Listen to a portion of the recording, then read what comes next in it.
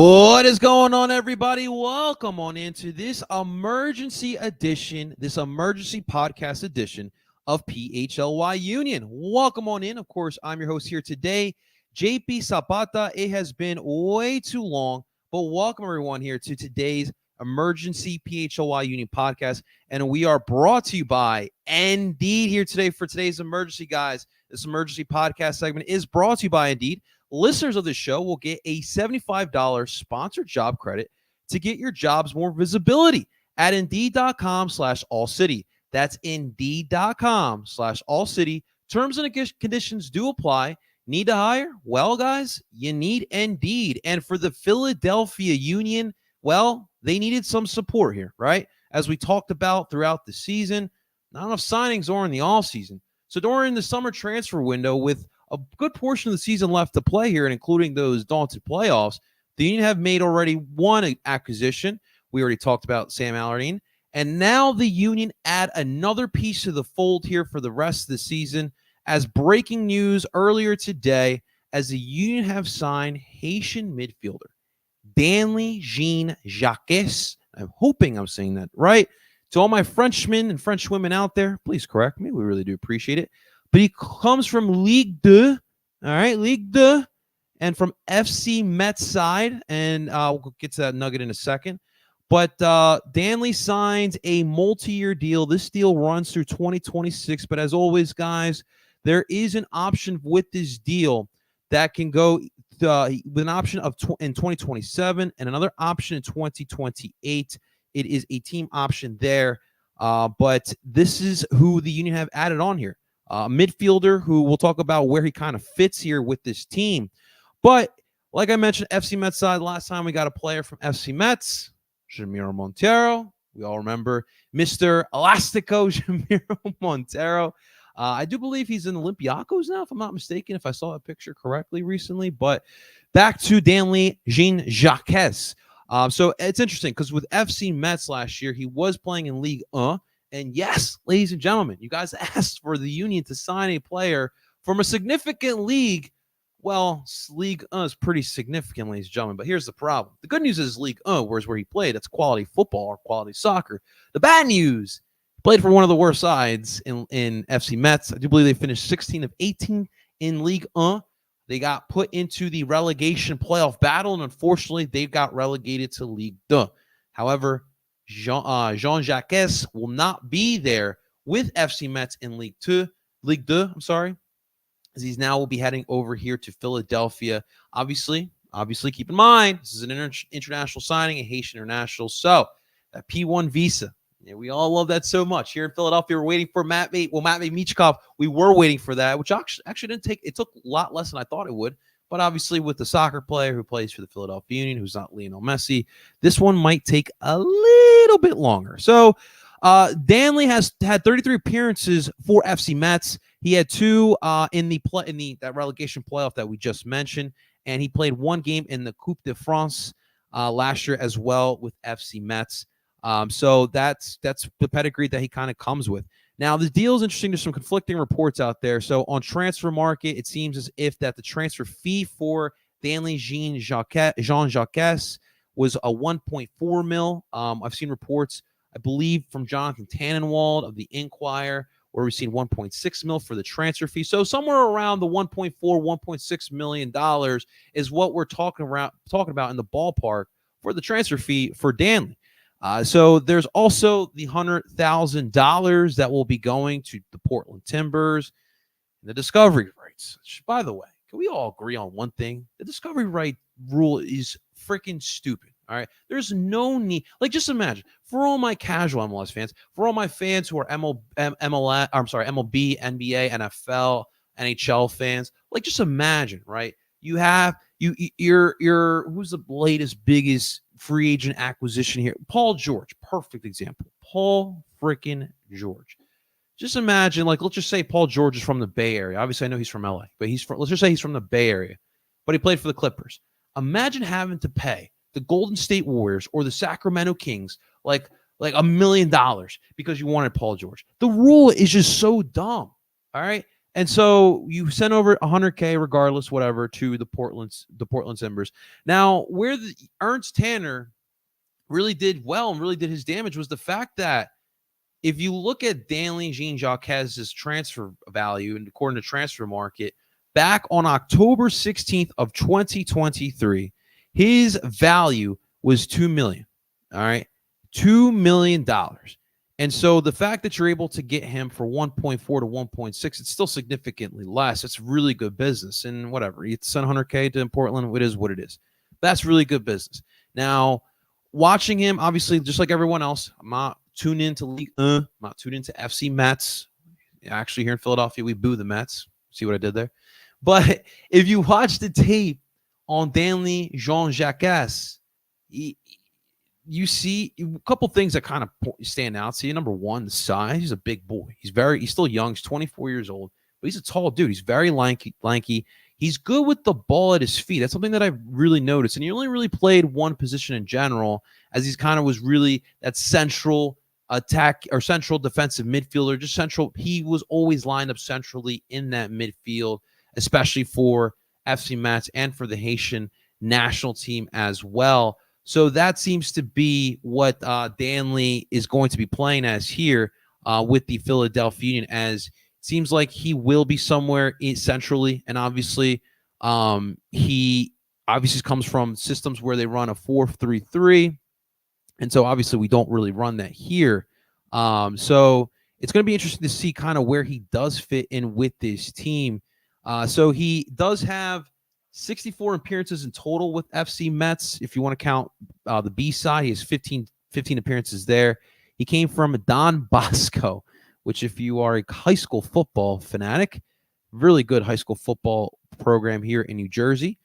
He also has 9 appearances with the senior squad of the national team. And honestly, listen, I'm not really plugged in with Hades, but I have watched a couple matches over the past couple years. Obviously, listen, it's not a nation that is a wrecking ball when it comes to the sport. But they have been producing some good young talent as of late, and hopefully Jean Jacques can continue that pedigree over there and continue making a name for Haiti as a footballing or soccer nation, whatever you may want to call it. Now, where does he fit exactly is going to be the question as he comes here, and we're going to find out as he's able to get his visa, make his way here to the United States, make his way here with the U, and being able to get acclimated. And as we all know, with Jim Curtin in the side, if he wants to get some minutes, he's going to have to earn it in training, and we're going to find out soon enough once he gets here if he has a spot this season. But when you look at this midfield, and obviously there has been a lot of rumors. Obviously, Daniel Gazdag, while I was away on my wedding and my honeymoon, I did see the $10 million rumor with Celtic for Daniel Gazdag to go over there. Now, obviously, I don't think that that's going to happen, but I do hear a lot of rumors about El Brujo, Jack McGlynn, Leon Flock. Does feel like one of these guys will be on their way very shortly. And Jim talked about today here on Thursday about Jack McGlynn and Nathan Harriel and getting some love over in Europe. And obviously those two are with Team USA in the Olympics. They're playing really well. They're getting a lot of eyes on them as well, especially in Europe. So will Jack be on his way? And obviously Nathan, let's throw Nathan in there as well. But it just does feel like this signing was for once in a couple of years. The Union are actually planning ahead. They're actually planning for a potential exit. And it feels like this could be a potential exit. Now, watching Danley play, and granted, it's only highlights. I haven't really watched him in a full 90 minutes or full 60 minutes, whatever it may be, in a match. But it does feel like his style of play is very similar to El Brujo Martinez in the sense where I do like how comfortable he is with the ball at his feet. I also do like his vision. I think he has some very solid vision in that midfield. I saw him make some nice through passes, breaking down lines with some of those passes as well. He's got a really good understanding for positioning too, and those are very important things, especially when you're talking about the U. You know, the U love to move quick, right? Especially on a transition, especially on a low block, right? You get that low block, you always get that ball to Brujo Martinez, and Brujo Martinez does a great job of just sprinting out the attack, especially on that low block. And Danley does seem like he can do some of those things as well. So it does feel like he will be a 6. Wouldn't be opposed to him being a shuttle midfielder. I like his ability to advance the ball. Like, he does seem to have some type of creativity, and obviously there is always room to grow here in Philadelphia too. So that's going to be the question once he gets here, is where exactly will he play? Still young, and we'll see where it is that that the Union will be able to use him here. I know a lot of people right now are just kind of fatigued. Obviously we're kind of, coming down off of those sell the team protests that we saw at Subaru Park. And we have the town hall discussion this upcoming Tuesday, which I'm planning on trying to make an appearance as well. It's been a while since I've been a part of a town hall meeting. I think 2019 is the last time we had one. So I think it's going to be very healthy. I think it's going to be really good for both the fans and for the club to kind of do this town hall meeting now in 2024, amidst the sell the team stuff and amidst the fan base just being really frustrated, and rightfully so, with what the club has been doing over the past 2 seasons, really. So, but I know what's going on in LAFC. I know what's going on around the league. I hear some of these rumors. The LAFC one really, it hurts. It hurts. Lloris is already there in LAFC. Olivier Giroud's already, he's chopping it up with Will Farrell in the sweet box. Antoine Griezmann, it seems like that may happen. Those rumors seem to be really strong. Nothing officially yet, but it's hard to be a Union fan 2 years removed. What, not 3 years? No, yeah, 2 years. 2 years removed from MLS Cup. And LAFC is just reloading. And I know it may not seem like we have reloaded, but you guys got to remember, like, we don't know what the signing is going to be. I think Kevin Kincaid from Crossing Broad put it perfectly. Like, this signing could be the next El Brujo, the next Gazdag, the next Kai Wagner, or it could be the next Matish Sexy Season Orvik, or it could be the next Matisse Davo. Right? I'm trying to think of some of the other. How about this past year? Hamir Berdicia. I know that wasn't a very highly touted signing, but the fact is, you got a young kid on a loan for 6 months, and you're wondering, okay, this guy's going to get some quality playing time. No, he's barely getting minutes with the Union too. So it could be either one of those things. It could be a really good signing, or going to be another bust here. But just like kind of looking at the tea leaves with Danley, it seems like he may come here and be a player. Obviously, I just mentioned some of the things, some of the intangibles that he has. He's got some great size. He moves very well with the ball at his feet. He's got great vision out there. Those are definitely things that are characteristics of a Union midfielder here. But we have to wait and see. Obviously, like I just talked about earlier, training is extremely important for the squad and for this club. Jim Curtin will not give you those minutes if you're not going to show up in training and give it your all. That's just how it works. Ty Barribo's kind of the perfect example. Really wasn't balling out in training, really wasn't showing a lot to the technical staff in training. Obviously went through some injuries. And let's be 100% honest. I'm sure with what's going on over in his home country, that has to be affecting him as well when you got family back there. And so now you're seeing what's happening. Ty Barribo's having a fantastic season. I think Jimmy King put out a great article over at Philly Sports Network that detailed the rise of Ty Barribo this season. I thought that was very good. Make sure you guys go check that out if you haven't already. But that's the things that we're talking about. Danley does seem like he can be someone that can be a baller here. Especially this definitely feels like one of those signings where you're more so looking at the future and not the right now.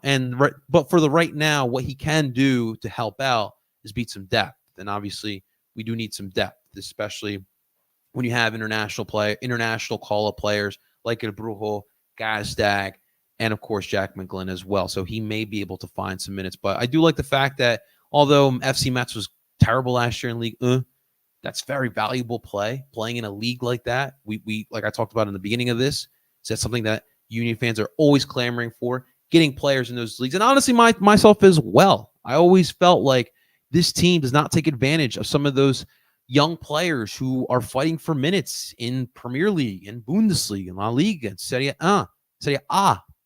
Getting all these I'm getting all mixed up. But regardless, like, that's a type of players that the unit should be trying to target there. And so you do get one here in Danley. I do love the fact that Haiti does seem like they are produces some good young talent. If you're able to poach one away, I think that's very, very solid here as well. So that's really what we have here, guys. Danley Jean-Jacques, 24-year-old midfielder, comes from FC Metz. Seems like you got him on a bargain. And this is a kid who still has some development to do. But it feels as so the future looks bright with this kid. And we'll have to wait and see. But I so far on paper, this does look like a solid signing here with the Union here.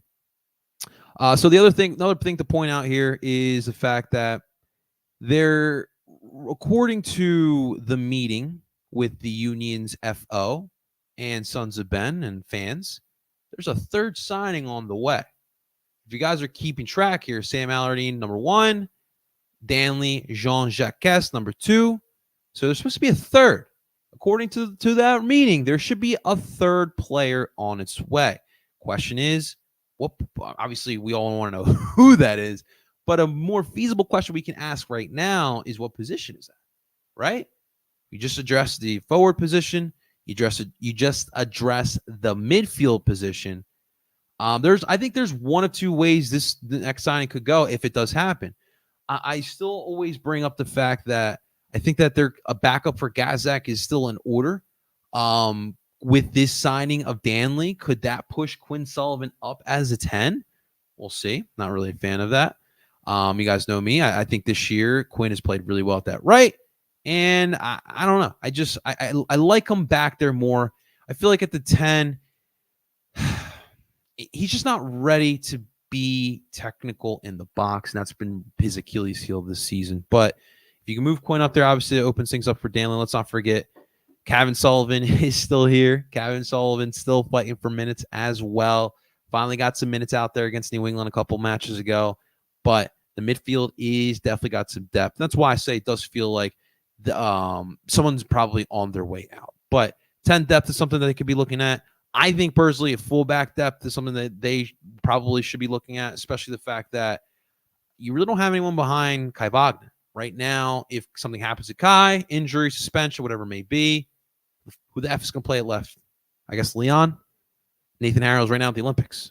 So that's something that they definitely could be looking at, or should be looking at as well. So that's what we have here today.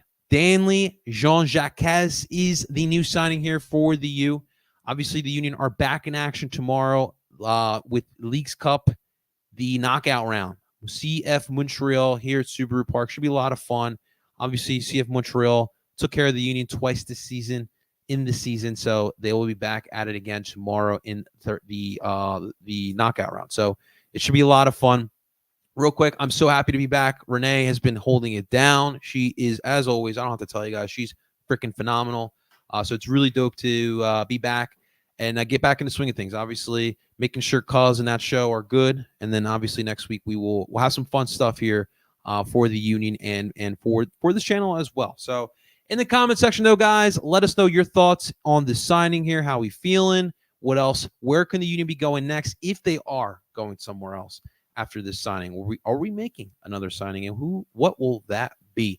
Thank you so much for watching, guys. That is the Emergency Podcast brought to you by Indeed. Make sure you guys check them out, and make sure you guys head on over to Indeed.com/allcity. You can receive a $75 sponsored job credit if you're looking for employees. There's only one place to go, Indeed. I wonder if Ernst Tanner goes to Indeed. I'm sure he does. I'm sure Ernst Tanner went to Indeed to find Danley Jean-Jacques. I love it. I'm probably saying that wrong too. So make sure you guys are correcting me on that as well. But guys, until next time, thank you. I really, really appreciate you guys checking it out. Until next time, I am JP Zapata, and we're telling you guys, Dupont. Talk to you guys next week. We all silly like the mayor.